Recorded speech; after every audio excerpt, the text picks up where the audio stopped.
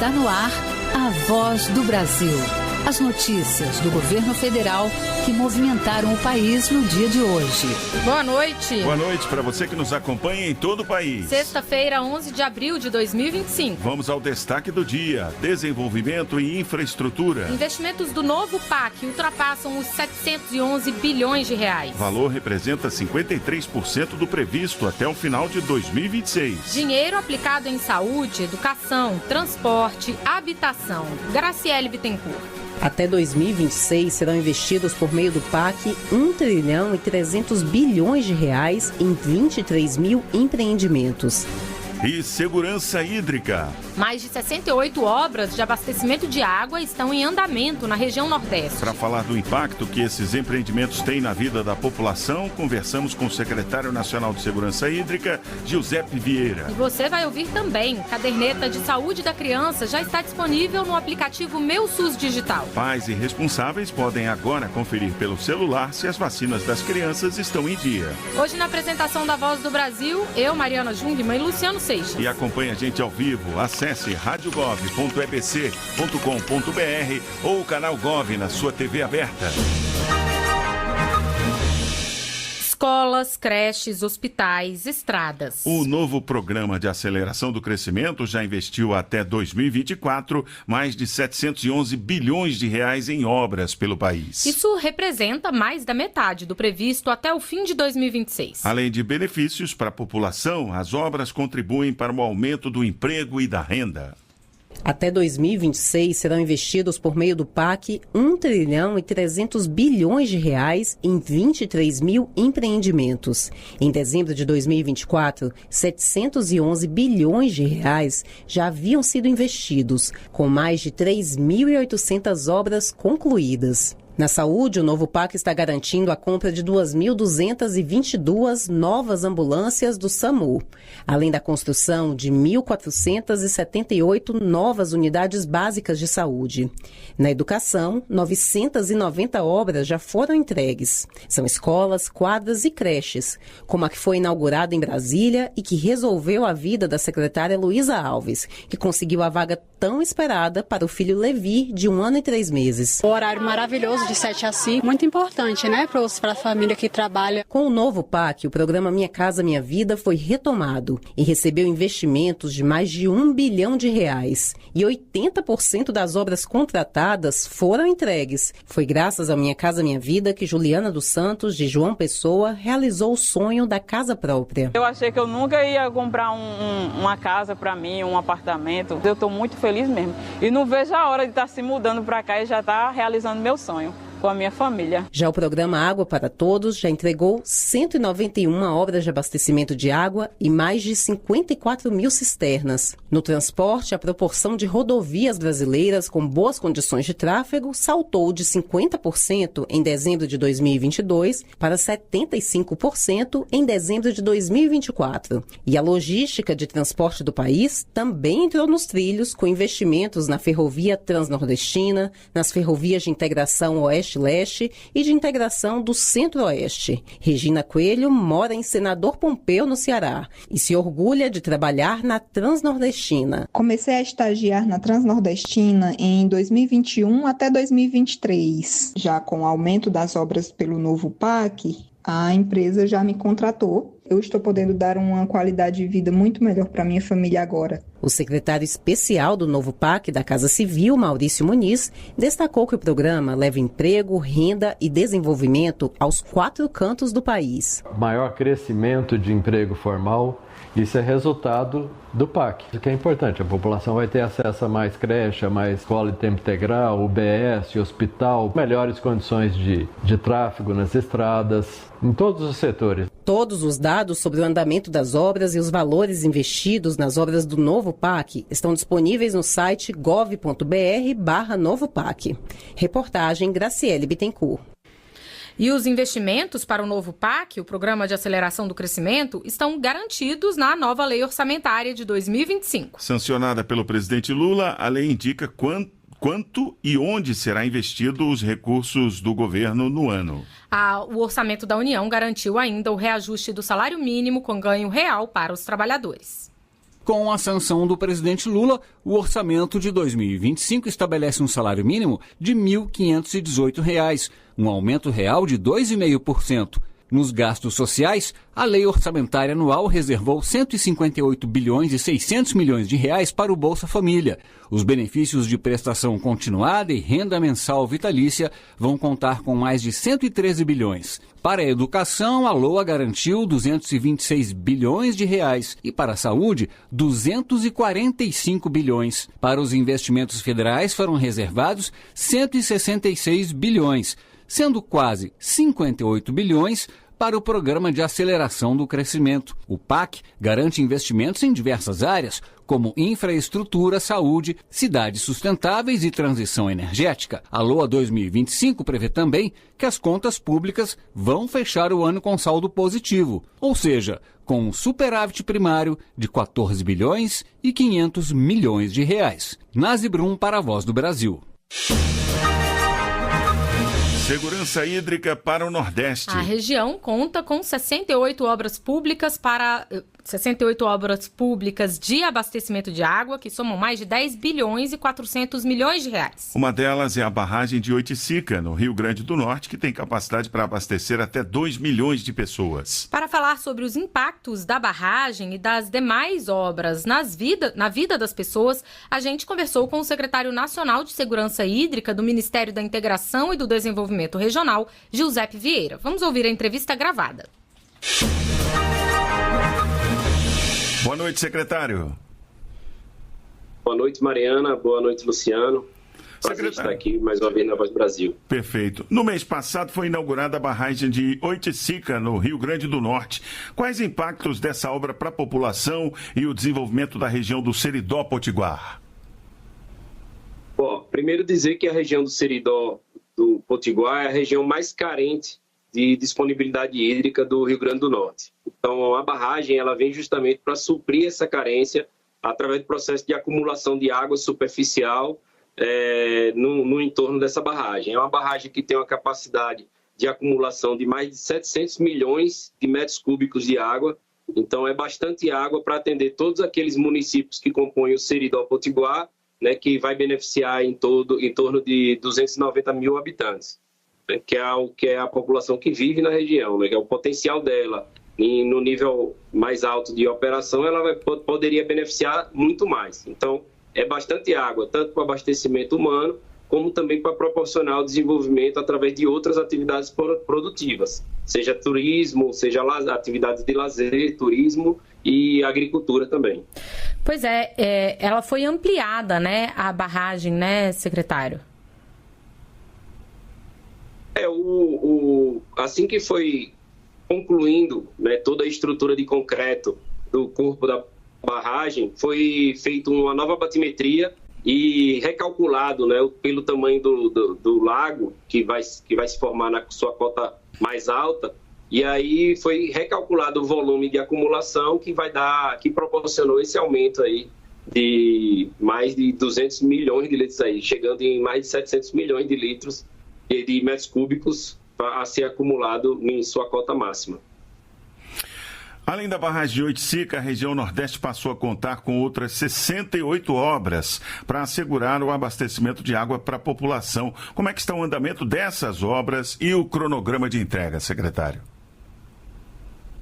São obras que foram, né, garantido o orçamento através da decisão do presidente da República ao lançar o novo PAC, né? Então, desde 2023, a gente já vem trabalhando junto, seja por execução direta, seja apoiando os estados também, principalmente o estado do Nordeste, né? Essas 68 obras de infraestrutura hídrica são todas no estado do Nordeste, que totaliza mais de 10,4 bilhões de reais de investimento, de 2003 a 26. Em alguns casos, a obra até vai perfazer um tempo além de 2026. Mas, assim, a gente tem diversas obras que estão a todo vapor, em execução acelerada. O próprio estado do Rio Grande do Norte, na região do Seridó, assim como a gente teve a entrega da adutora da barragem de Oiticica, teve também a ordem de serviço para iniciar uma nova adutora na região agreste do Potiguar. Também tem uma obra que está avançando muito, que é muito importante para esses municípios do Seridó, que é a adutora do Seridó, que vai garantir uma estabilidade no abastecimento de todos os municípios daquela região, né? Enfim, aí pro lado os demais estados ali também a gente tem diversas obras em vários estágios, né? Tem obra que começou agora mais recente, como a gente teve o ramal do Salgado, que foi dado ordem de serviço no ano passado, já está com 10% de sua execução, assim como a gente tem o ramal do Apodi, que já está em mais de 72% de avanço físico da obra.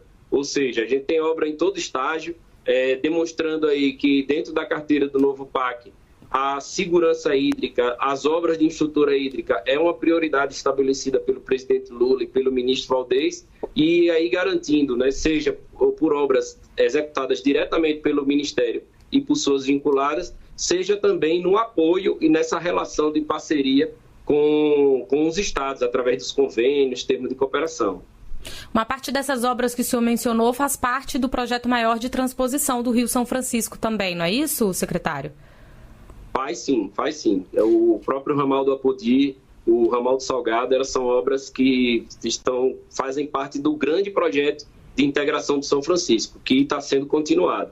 Em breve, ainda no segundo semestre, a gente deve estar lançando a licitação do ramal do Piancó, que vai beneficiar, também é ligado ao projeto de integração do São Francisco, e vai beneficiar a região da Bacia do Piancó, no estado da Paraíba. E aí, fora isso, a gente tem as obras do Cinturão das Águas, no estado do Ceará, avançando bastante. A obra do Eixão das Águas, também no estado do Ceará. A gente tem Vertente Litorânea, que já teve 2 etapas dela entregue, e a terceira para ser retomada agora, em breve, pelo estado da Paraíba. A adutora do Agreste Pernambucano também avançando bastante numa parceria do governo federal com o governo do estado. Enfim, tem bastante obra em diversos níveis de desenvolvimento.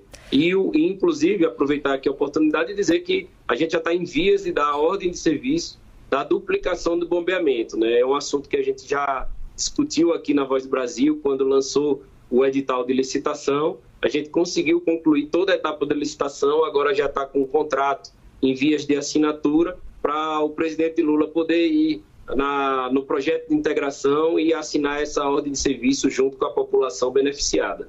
Eu me lembro quando a gente conversou sobre isso aqui, o aumento do bombeamento significa conseguir enviar mais água dentro da infraestrutura que já existe, sem precisar fazer novas obras de infraestrutura, né? Mas eu queria, antes da gente concluir, secretário, que o senhor comentasse que, porque essas obras todas de segurança hídrica que o senhor está mencionando, elas garantem, obviamente, água na torneira das pessoas, mas mais do que isso, né? Existem outros benefícios para toda a região, né? Eu queria que o senhor falasse um pouco disso. Quando a gente fala em segurança hídrica, ela é analisada nas diversas dimensões, né? Seja na dimensão ambiental, né? Porque está disponibilizando água, você está gerando ali a oportunidade de desenvolver a questão ambiental, preservação ambiental, enfim.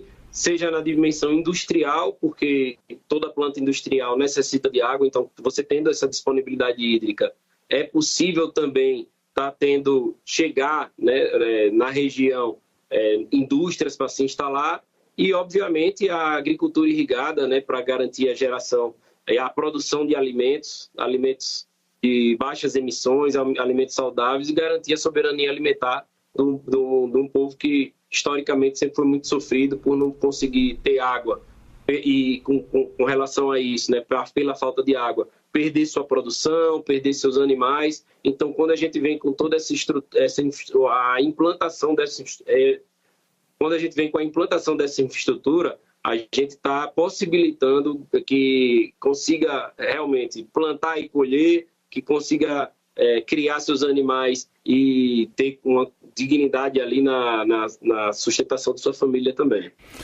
Muito bem, nós conversamos com o Giuseppe Vieira, secretário nacional de Segurança Hídrica. Muito obrigado, secretário, pela participação aqui na Voz do Brasil. A gente que agradece. Muito obrigado. Brasil contra Fake. O governo federal se antecipou às fortes chuvas no Rio de Janeiro para socorrer a população e apoiar os municípios contra desastres. A Defesa Civil Nacional atua de forma coordenada com a Defesa Civil do Estado, desde o início da previsão de chuvas intensas. Vamos saber mais sobre esse trabalho no Brasil Contra a Fake de hoje.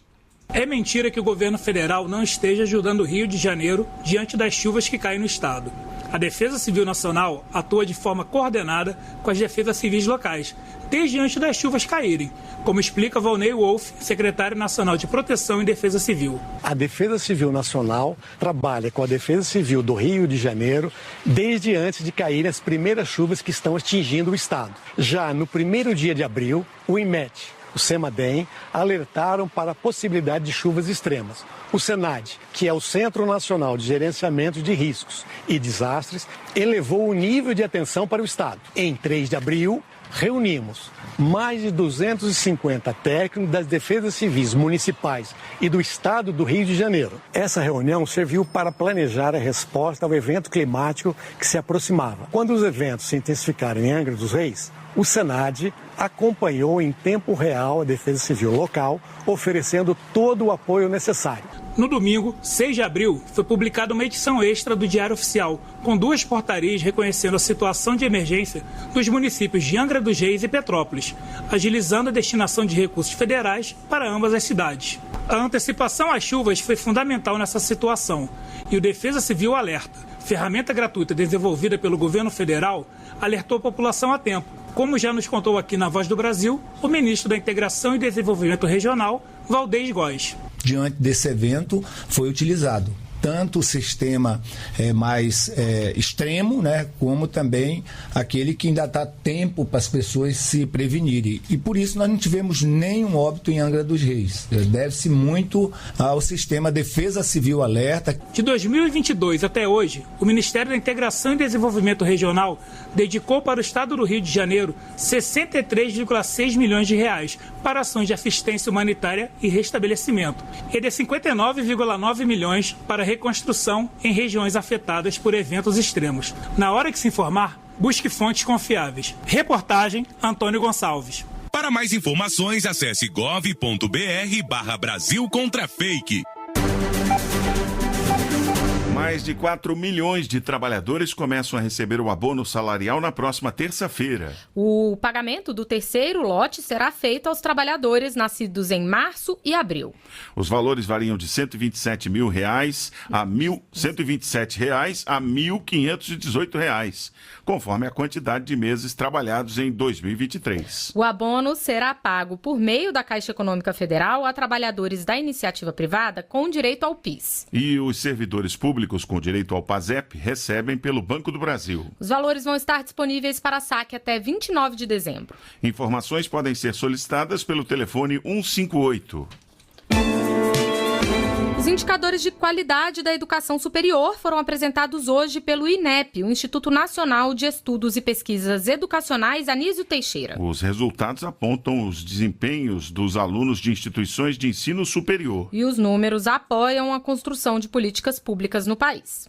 A edição de 2023 do ENAD, o Exame Nacional de Desempenho dos Estudantes, avaliou 28 cursos de graduação, sendo 10 na área de arquitetura e engenharias, 10 na área de saúde e mais 6 cursos superiores de tecnologia. O INEP, Instituto Nacional de Estudos e Pesquisas Anísio Teixeira, ligado ao Ministério da Educação, leva em consideração o desempenho dos estudantes que estão concluindo os cursos e também a infraestrutura ofertada pelas instituições.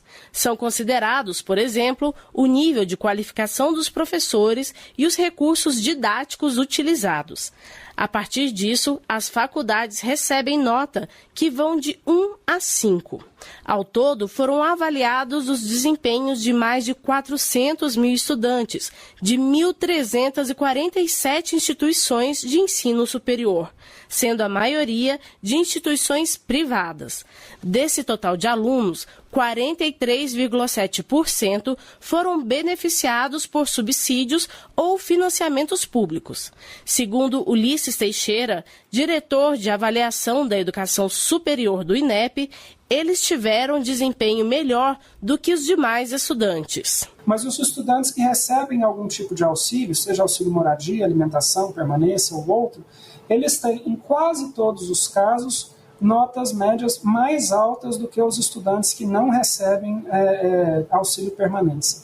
Né? Então, aqui para destacar primeiro grupo de barras aí, a medicina, os estudantes que receberam algum tipo de auxílio permanência tiveram média ali de 67,7% e os que não receberam de 64,7%, o que mostra a importância dessas políticas de assistência estudantil. Para definir políticas públicas para a educação superior no país, o Ministério da Educação considera 4 índices: o conceito ENAD, o indicador de diferença entre os desempenhos observado e esperado, o conceito preliminar de curso e o índice geral de cursos avaliados da instituição. A partir deles, são definidas, por exemplo, a necessidade de ampliação da oferta de cursos ou o compromisso das instituições de ensino superior com sua missão pública. A análise completa dos cursos avaliados em 2023 pelo INEP pode ser conferida no site gov.br/INEP. Reportagem Raquel Mariano. A caderneta de saúde da criança já está disponível pelo aplicativo Meu SUS Digital. A partir de hoje, as famílias já podem acompanhar o histórico e o envio de notificações com lembretes para a hora de vacinar a criança. A caderneta de saúde da criança já está disponível em versão eletrônica no aplicativo Meu SUS Digital. A ferramenta permite que pais e responsáveis acompanhem informações de vacinação, crescimento e desenvolvimento das crianças em tempo real, com notificações de lembretes de vacinas e outros cuidados. Observações sobre a saúde da criança vão poder ser inseridas pela família. A ferramenta apresenta ainda conteúdos educativos interativos, como dicas de amamentação, prevenção de acidentes e alimentação saudável. Segundo o governo federal, a versão digital complementa a caderneta física, que continua sendo distribuída nas unidades de saúde. Para acessar, baixe o aplicativo Meu SUS Digital em seu celular ou tablet. Faça login com CPF e senha do gov.br. Em seguida, vá à seção Mini Apps e selecione Caderneta da Criança. Por fim, adicione a criança informando CPF e senha da conta gov.br dela. Saiba mais sobre a caderneta digital da criança em gov.br/saúde. Em Brasília, Lucília Araújo. 150 milhões de reais para a restauração de terras indígenas. Os recursos são do Fundo da Amazônia e vão ser destinados a 90 projetos, com valores estimados entre 1,5 milhão e 9 milhões de reais e participação obrigatória de indígenas. O prazo de execução dos projetos é de 2 anos. A chamada pública faz parte do programa Restaura a Amazônia, inserido no Arco de Restauração, plano que pretende recuperar 6 milhões de hectares de floresta até 2030. A ministra do Meio Ambiente e Mudança do Clima, Marina Silva, destacou a publicação de editais para combater o desmatamento e também os incêndios. Temos feito seguidamente editais, seja editais na área de combate a desmatamento, de combate a incêndios, como, por exemplo, aportando recursos para os estados fortalecerem o corpo de bombeiro para poder enfrentar os incêndios ou para restaurar aquilo que foi destruído, como é o caso desse edital de mais de 100 milhões de reais para fazer restauração no que era antes o arco do desmatamento. Agora vai ser o arco da restauração, envolvendo várias terras indígenas, comunidades locais e assentamentos. Além da chamada pública, foi aprovada também a execução pelo Fundo Amazônia do projeto Saúde e Território, com um investimento de quase 32 milhões de reais. A iniciativa busca fortalecer a atenção primária à saúde das comunidades indígenas. Para mais informações, acesse gov.br/MMA. A inflação no mês de março foi de 0,56%. O Índice Nacional de Preços ao Consumidor Amplo, divulgado pelo IBGE, ficou 0,75 ponto percentual abaixo da taxa de fevereiro. O maior impacto veio do setor de alimentação e bebidas, respondendo por cerca de 45% da inflação de março. Contribuíram para o resultado as altas do tomate, do ovo de galinha e do café moído. E essas foram as notícias do Governo Federal. Uma realização da Secretaria de Comunicação Social da Presidência da República. Com produção da empresa Brasil de Comunicação. Fique agora com as notícias do Poder Judiciário e do Congresso Nacional. Boa noite, um bom fim de semana. Boa noite e até segunda.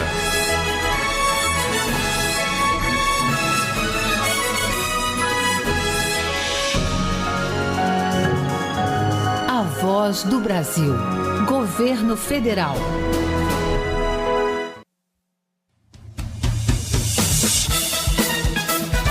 Você vai ouvir agora notícias do Poder Judiciário. STF abre a ação penal contra Jair Bolsonaro e mais 7 acusados por tentativa de golpe de Estado. Diante do quadro de saúde de Chiquinho Brazão, Supremo autoriza a prisão domiciliar do acusado de mandar matar a vereadora Marielle Franco. STJ suspende liminar que impedia reajuste da tarifa do transporte urbano de Manaus. Boa noite, eu sou Ariana Fonseca. E eu sou Walter Lima. Supremo Tribunal Federal abre ação penal contra o ex-presidente Jair Bolsonaro e mais 7 acusados de tentativa de golpe de Estado. Os réus serão citados e intimados para apresentarem defesa prévia no prazo de 5 dias. Marcelo Della Libera. A abertura da ação penal é uma formalidade para cumprir a decisão da primeira turma do Supremo Tribunal Federal, que aceitou no fim de março a denúncia da Procuradoria-Geral da República e transformou em réus os 8 acusados do Núcleo 1 de tentativa de golpe de Estado. Entre eles está o ex-presidente da República, Jair Bolsonaro. Após a intimação no prazo de 5 dias, conforme prevê a legislação e o regimento interno do STF, eles podem apresentar defesa prévia. Esse é o momento em que poderão alegar tudo o que interessa para a defesa, além de indicar as testemunhas e especificar as provas que pretendem usar no processo.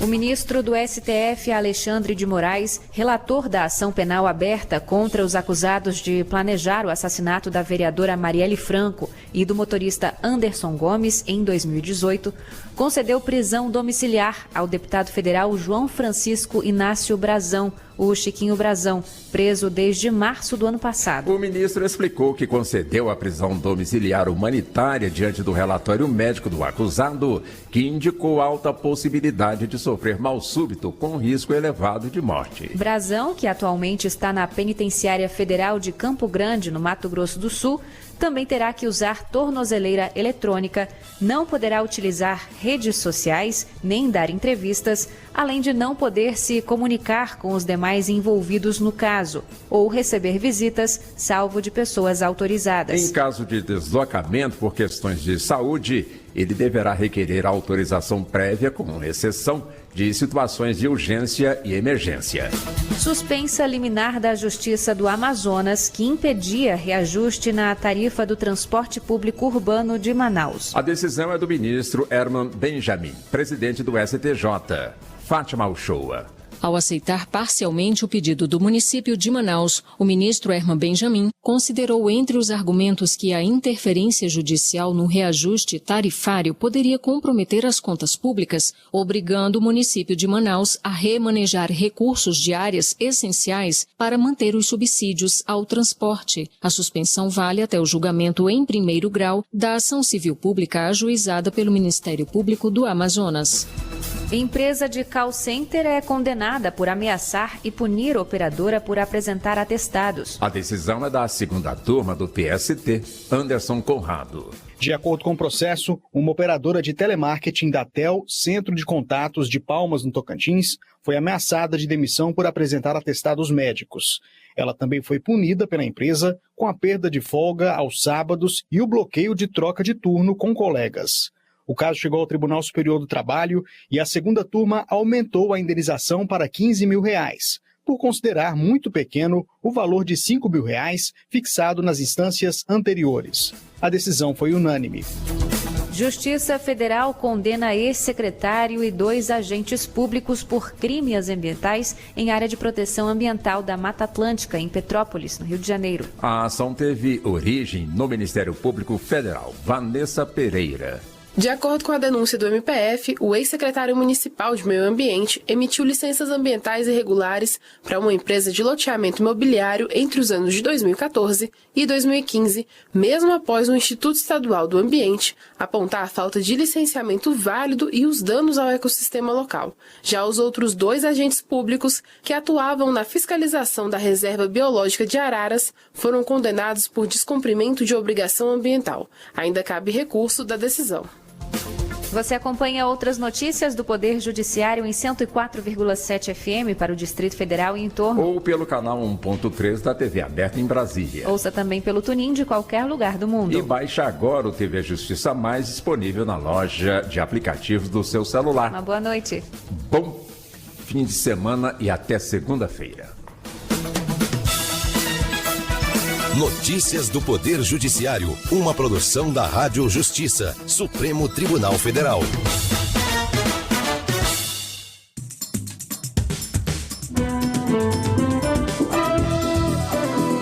Está no ar o Jornal do Senado. Eu sou Paula Groba. E eu sou Ricardo Nacaoca. E estes são os destaques de hoje do Jornal do Senado, que começa agora. Orçamento de 2025 é sancionado com 2 vetos. Proposta prevê mais voos e passagens mais baratas na região norte. Frente Parlamentar pode ajudar a combater notícias falsas sobre autismo. Boa noite. Boa noite. O presidente Lula sancionou o orçamento de 2025 com 2 vetos que cortam recursos para uma rodovia e para o Fundo Nacional de Desenvolvimento Científico e Tecnológico. Durante o tarifaço anunciado pelo presidente dos Estados Unidos, a oposição questiona se o Brasil conseguirá fechar as contas no azul este ano. Repórter Érica Christian. O Orçamento Geral da União de 2025 foi sancionado com 2 vetos que cortam recursos de uma obra na BR-364 em Rondônia e do Fundo Nacional de Desenvolvimento Científico e Tecnológico. Entre os principais pontos da lei orçamentária estão o salário mínimo de R$ 1.518 e a previsão de crescimento econômico de 2,64%, inflação de 3,3%, juros de 9,61% e dólar a R$ 5,19. O orçamento deste ano prevê que o país fechará as contas no azul com um superávit de quase 15 bilhões de reais. No ano passado, o déficit foi de 11 bilhões de reais. O senador Isalci Lucas, do PL do Distrito Federal, avalia que o resultado positivo não será possível devido à ameaça de uma recessão mundial em decorrência do tarifaço dos Estados Unidos. Ele também alertou que o governo não garantiu dinheiro para alguns programas, como o Pé de Meia, que paga uma bolsa de estudos para alunos do ensino médio de escolas públicas. Agora, papel aceita tudo, né? O superávit do orçamento foi colocado, mas não foi colocado, por exemplo, né, os recursos do Pé de Meia, foi colocado parcialmente, cortaram significativamente a questão do Bolsa Família. Então tem uma série de artifícios que foram usados. O orçamento também prevê 150 bilhões de reais para o Bolsa Família e 114 bilhões de reais para o benefício de prestação continuada, o BPC, além de 50 bilhões de reais para as emendas parlamentares. O senador Plínio Valério, do PSDB do Amazonas, defendeu um projeto de sua autoria que busca distribuir de forma mais equilibrada entre as regiões do país os recursos de pesquisa pagos por empresas de petróleo e gás às universidades. A proposta foi retirada de pauta para ajustes. O senador afirma que o objetivo é incluir o Norte e o Nordeste, sem retirar verbas do Sudeste. Não tem projeto porque as empresas não se interessam em pesquisar e conhecer o potencial. Se a gente deixar como está, essa questão do petróleo vai congelar, ficar só no Rio de Janeiro. Na discussão em plenário, o senador Carlos Portinho, do PL do Rio de Janeiro, discordou da versão atual do projeto de lei. Para ele, as bacias sedimentares estão na região sudeste e, por isso, a maior parte dos recursos acaba sendo direcionada para as universidades do Rio de Janeiro, São Paulo e Espírito Santo. O crescimento de informações falsas sobre o autismo nas redes sociais tem preocupado especialistas e entidades ligadas aos direitos das pessoas com deficiência. Para enfrentar o problema, o Senado poderá criar uma frente parlamentar dedicada ao combate à desinformação e à manipulação digital. Repórter Henrique Nascimento. Um estudo da Fundação Getúlio Vargas apontou que nos últimos 6 anos, o volume de publicações falsas sobre o transtorno do espectro autista cresceu 15.000% em grupos do Telegram. O Brasil lidera esse cenário, com mais de 22 mil postagens e quase 14 milhões de visualizações. Para enfrentar esse tipo de desinformação, o Senado deverá criar a Frente Parlamentar da Segurança Digital. Para o autor da iniciativa, senador Ângelo Coronel, do PSD da Bahia, é preciso garantir a liberdade de expressão sem abrir espaço para ataques anônimos e fake news deliberada. Muitas vezes as pessoas se revestem num perfil anônimo para começar a falar mal do seu alvo, calúnia, difamações, isso não é permitido. Eu acho que aqueles que querem criticar alguém, critique mostrando o seu CPF, mostrando a sua cara. A especialista Daniela Freitas, que é autista, defende a difusão de informação de qualidade sobre o transtorno, como forma de combater o preconceito e as narrativas falsas. Vocês veem que está cada vez aumentando mais a internet, os autistas estão se colocando ali à disposição, trazendo conteúdos e, por fim, que as pessoas entendam essas peculiaridades. No Brasil, cerca de 5,5 milhões de pessoas foram diagnosticadas com esse transtorno, de acordo com a Associação Nacional para a Inclusão das Pessoas Autistas. O Senado analisa um projeto que busca reduzir os custos das passagens aéreas na região norte. A proposta cria um programa de subsídios para voos regionais com o objetivo de melhorar a conectividade da Amazônia Legal. Repórter Pedro Pincer. Ampliar os voos entre os municípios da região norte, reduzir o isolamento de cidades mais afastadas e tornar o transporte aéreo mais acessível e eficiente. Esses são os objetivos do projeto de lei de autoria do senador Doutor Irã, do Progressistas de Roraima, que cria o Programa de Aviação Regional da Região Norte. A iniciativa prevê incentivos financeiros para as companhias aéreas usando até 20% dos recursos do Fundo Nacional de Aviação Civil. O dinheiro pode servir para pagar tarifas de navegação e cobrir parte dos custos operacionais em voos com até 60 passageiros. Segundo o Doutor Irã, a iniciativa é uma resposta ao fracasso do antigo Programa Nacional de Aviação Regional que expirou no ano passado. Agora, o foco é exclusivamente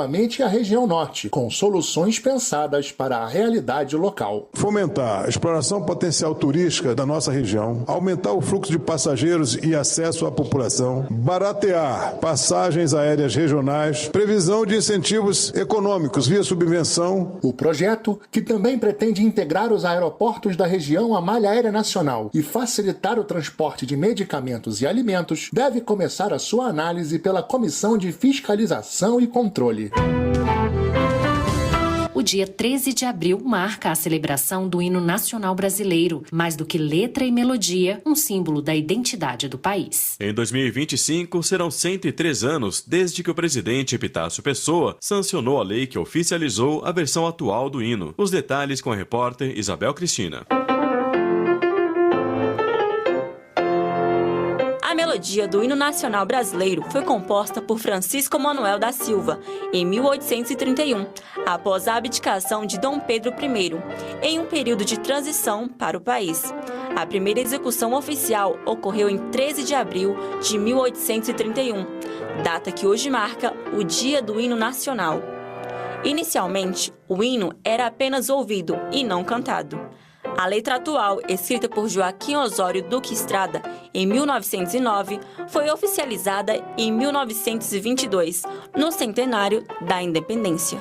O historiador Pierre Grangeiro, especialista em arte e música, destaca que a letra foi criada em um período de busca pela consolidação da identidade nacional, influenciada pelo parnasianismo. A letra tem várias interpretações, ao mesmo tempo que é um período de exaltação à pátria, mas a gente vê que é uma letra que, de uma certa maneira, ela tem uma visão ainda muito positivista do Brasil, a questão do ordem e progresso, a questão de um certo nacionalismo elitista. Então você pode pode analisar ao pé da letra, não é uma letra de cunho popular, não é uma letra que reflete a sociedade brasileira em toda a sua diversidade e complexidade. O hino nacional brasileiro, com expressões como terra mais garrida e impávido colosso, pode ser difícil de entender, mas ainda assim provoca emoções e lágrimas, especialmente em momentos como as premiações olímpicas, ao despertar um sentimento de pertencimento e orgulho nacional.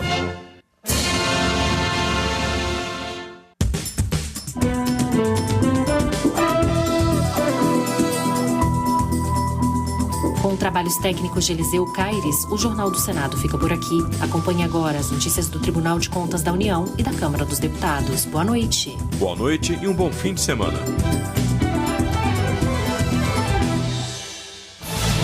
Minuto do TCU. O Tribunal de Contas da União fiscalizou a compra de notebooks para as escolas públicas. A política é de responsabilidade do Fundo Nacional de Desenvolvimento da Educação. A auditoria questionou o Ministério da Educação sobre a aquisição de computadores com tecnologia 4G. Os equipamentos custam cerca de 30% a mais do que os que funcionam por Wi-Fi. Além de ser mais barato, a implementação do Wi-Fi para todas as escolas da rede pública faz parte das metas do Ministério das Comunicações. O objetivo deve ser cumprido até 2026. A partir da análise do TCU, o MEC decidiu substituir os itens do projeto, gerando economia de mais de 80 milhões de reais. O valor total destinado a ações de tecnologia é de 25 bilhões de reais. Saiba mais em tcu.gov.br. TCU, fiscalização a serviço da sociedade.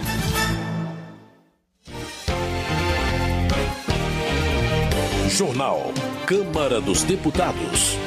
Mota afirma que Nordeste não será prejudicado com arrecadação menor. Parlamentares garantem autonomia a médicos na escolha de tratamentos. Avança projeto que fixa pena para quem ameaça divulgar imagem íntima.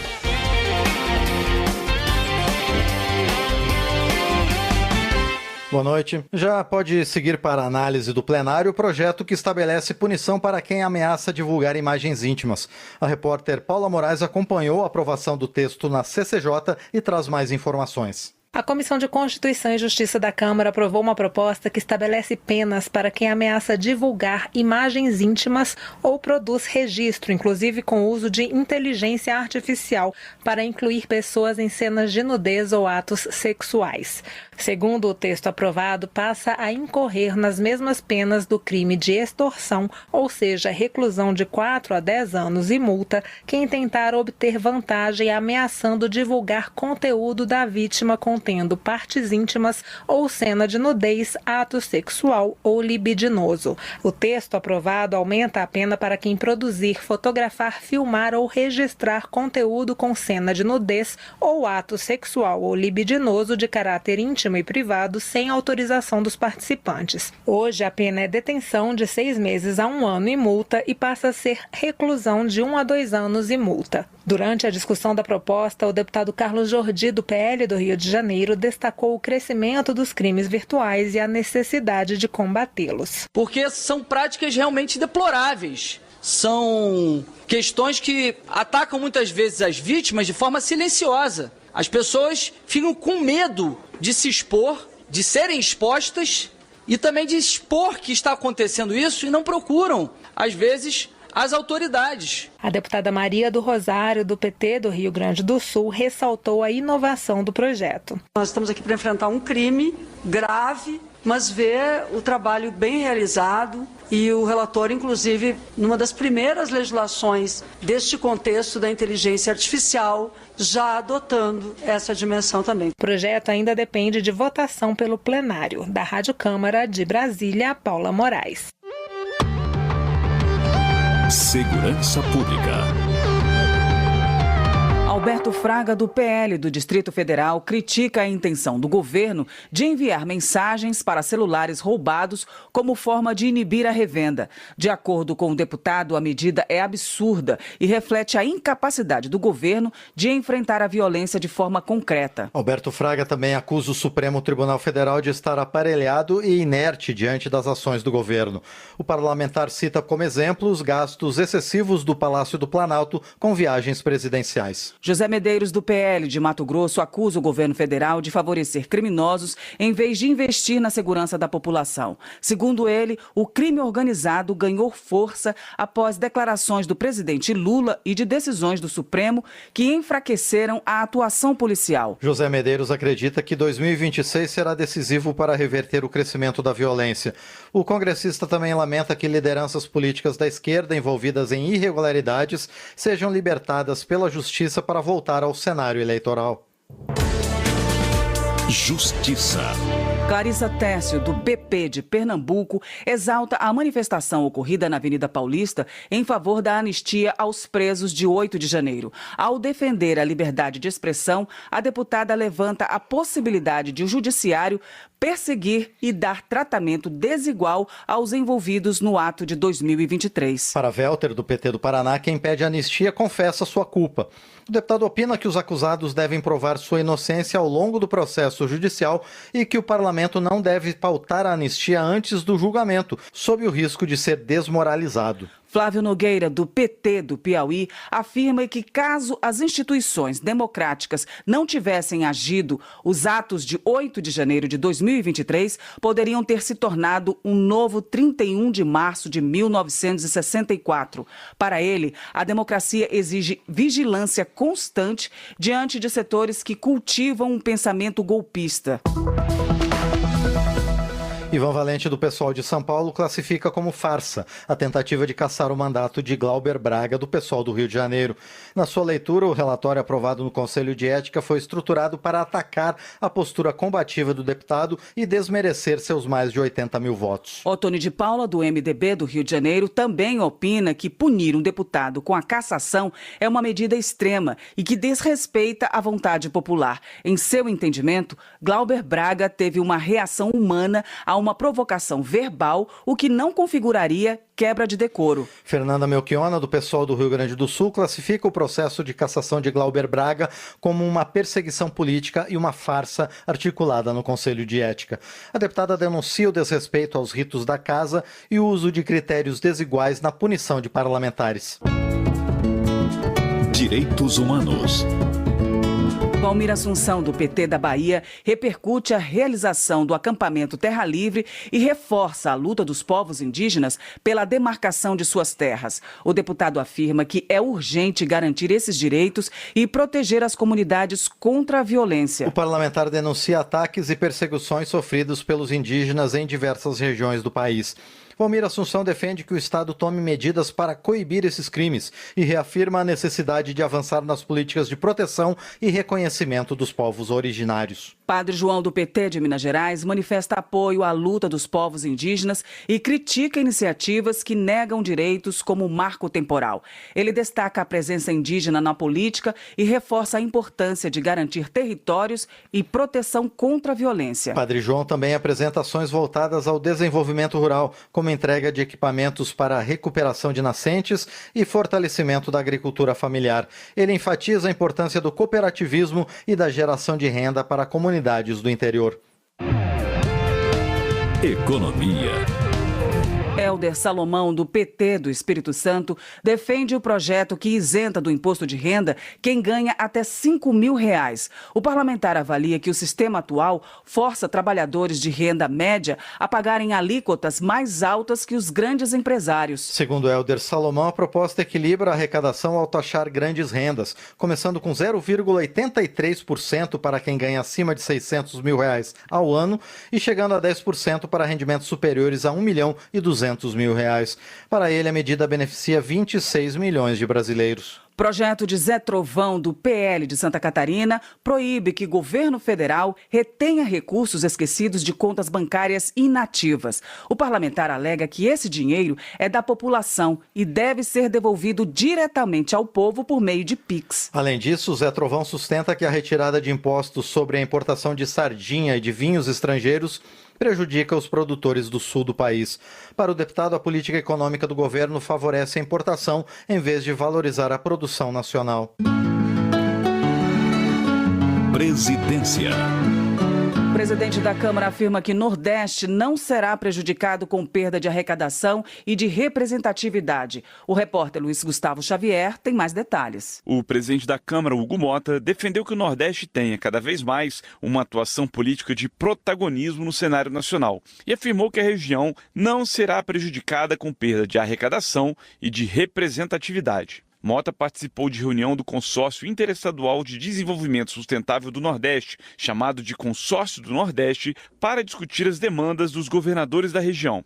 Entre as pautas apresentadas pelos dirigentes estaduais ao presidente da Câmara estão o receio de uma diminuição da arrecadação, com a votação da proposta de isenção do imposto de renda, a perda da representatividade da bancada nordestina na Câmara, a necessidade de um amplo debate sobre segurança pública e o incentivo para novas rotas de aviação regional. Em relação à proposta do governo que concede isenção de imposto de renda para quem ganha até R$ 5.000, Mota afirmou que a Câmara vai analisar os impactos da medida e que o papel dos parlamentares será de melhorar o texto. O temor dos governadores é a perda de arrecadação, já que a Constituição determina que o imposto de renda que é retido na fonte dos servidores estaduais e municipais ficam com os respectivos entes federados. Com a ampliação da faixa isenta, os governadores regionais perderão imediatamente boa parte dessa receita. O impacto que será dado aos municípios e estados se a PEC for aprovada da forma que está posta, né? Então é importante discutir isso com os governadores. Eu falava isso também com o governador João sobre o estudo que deve ser feito, penso eu, pelos técnicos aí que compõem as secretarias de fazenda dos estados para medir qual será o verdadeiro impacto, porque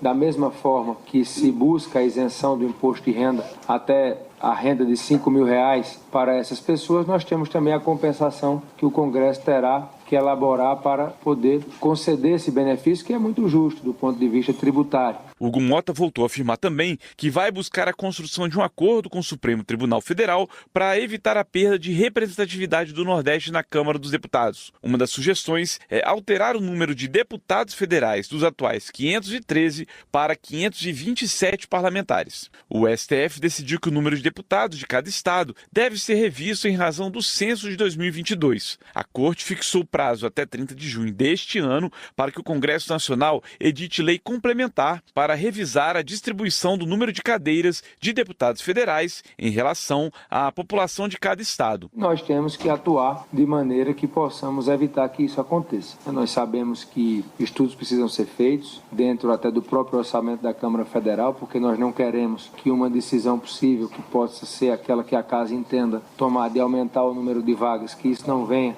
a trazer um impacto orçamentário. Então estudos estão sendo feitos nesse sentido, até porque eu penso que dá para cortar alguma outra despesa para priorizar a representatividade política. Os governadores também defendem a votação da proposta que trata de dívidas previdenciárias e precatórios dos municípios e a aprovação das novas regras para concessões que unifica normas sobre concessões, parcerias público-privadas e fundos de investimentos em infraestrutura. Da Rádio Câmara de Brasília, Luiz Gustavo Xavier. Transportes. Ivan Júnior, do União do Maranhão, sugere a duplicação da ponte da barragem do Bacanga, que conecta São Luís à região de Itaqui-Bacanga. O congressista acredita que a obra vai beneficiar 300 mil moradores e impulsionar a economia local. Ivan Júnior também propõe a municipalização ou estadualização da Avenida dos Portugueses, que hoje é uma extensão da BR-135 em São Luís. Ele explica que a mudança permite a ampliação da via, melhora a mobilidade e fomenta o desenvolvimento industrial e portuário da região. O projeto apresentado por Pompeu de Matos, do PDT Gaúcho, prevê que o valor de pedágio não pago de imediato ao sistema automático Free Flow seja cobrado junto ao IPVA e ao licenciamento do veículo, eliminando penalidades penalidades impostas aos motoristas. Pompeu de Matos classifica como abusivo o modelo Free Flow ao estabelecer multas de até 2.000%. Segundo ele, desde dezembro de 2023, quando o sistema foi instalado no Rio Grande do Sul, mais de 500 mil de multas foram aplicadas, prejudicando os condutores de veículos. Agricultura. De acordo com o presidente do MDB de Santa Catarina, o governo prejudica o setor rural com cortes nas linhas de financiamento. Ele informa que o executivo prometeu mais de 4 bilhões de reais para o Pronaf e o Pronamp, mas os recursos ainda não chegaram às agências bancárias e cooperativas. O presidente formalizou o requerimento de informação ao Ministério da Fazenda para cobrar os detalhes sobre os valores repassados. O deputado também anuncia que vai levar o tema à Comissão de Agricultura. Anderson Pinto, do MDB, comemora o fim da taxa do agronegócio no Pará, ressaltando a sensibilidade do governo estadual às demandas dos produtores.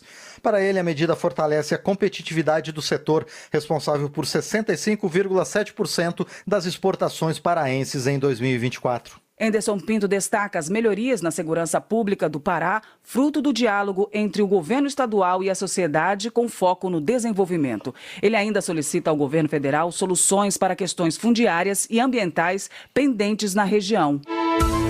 Meio Ambiente.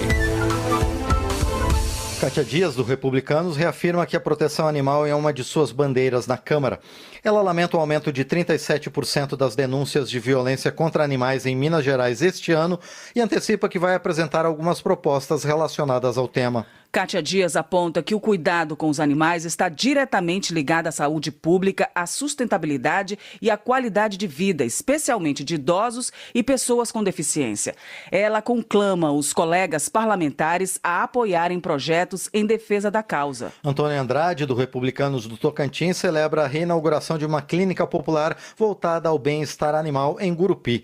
Ele enfatiza a necessidade de políticas que ampliem o acesso a serviços veterinários com preços acessíveis. Antônio Andrade reconhece o trabalho de voluntários nessas ações e anuncia a destinação de uma emenda para a aquisição de um veículo de atendimento itinerante.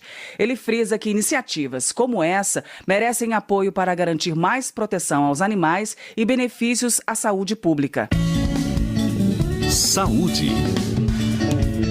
Benedita da Silva, do PT, parabeniza o governo federal pela entrega de mais de 780 ambulâncias emergenciais para vários municípios.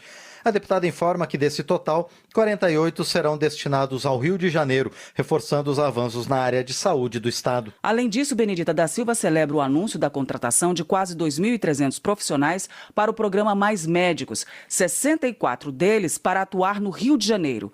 Para ela, essas ações reforçam o compromisso do governo em melhorar o SUS e oferecer atendimentos eficazes à população. Lenir de Assis, do PT do Paraná, informa que o governo vai investir cerca de 81 milhões de reais em usinas solares em hospitais filantrópicos e santas casas. Segundo ela, a medida garante uma economia anual de 12 milhões de reais na conta de energia dessas entidades. Além disso, Lenir de Assis agradece o empenho do governo em reduzir a fila de cirurgias eletivas no Paraná. A congressista reitera que os investimentos em saúde restabelecem a eficiência no diagnóstico e no atendimento hospitalar. Os deputados aprovaram um projeto que garante autonomia a médicos na escolha de tratamentos. A repórter Paula Moraes acompanhou a votação. A Comissão de Constituição e Justiça da Câmara aprovou uma proposta que garante ao médico autonomia para escolher a abordagem terapêutica dos pacientes com plano de saúde. O texto inclui a medida que já existe em norma da Agência Nacional de Saúde Suplementar na Lei dos Planos de Saúde. O texto aprovado proíbe as operadoras de planos de restringir a liberdade do exercício de atividade profissional do prestador de serviço, desde que a ciência e as leis sejam observadas. Infratores poderão ser punidos com sanções que vão de advertência a cancelamento da autorização para funcionamento. O deputado Duarte Júnior, do PSB do Maranhão, defendeu a proposta. Ele consegue garantir vários direitos, como o direito à saúde, a um tratamento digno, garante a autonomia, a independência, a isenção técnica dos profissionais da saúde de poderem escolher qual abordagem terapêutica melhor para o seu paciente. É uma luta necessária contra o poder econômico representado pelas empresas de plano de saúde, que recebem valores altos e, ao invés de prestar um serviço de excelência, acabam criando burocracia para os pacientes. O projeto, que garante ao médico autonomia para escolher a abordagem terapêutica dos pacientes com plano de saúde, já pode seguir ao Senado, a menos que haja recurso para votação pelo plenário. Da Rádio Câmara de Brasília, Paula Moraes. Cultura. Gilson Daniel, do Podemos do Espírito Santo, defende a manutenção do PERS, Programa Emergencial de Retomada do Setor de Eventos. O deputado argumenta que o segmento foi o mais afetado na pandemia e ainda precisa do programa para se recuperar. Gilson Daniel alerta que os recursos do PERS se esgotam em abril, o que pode levar ao fechamento de hotéis, cancelamento de eventos e aumento do desemprego.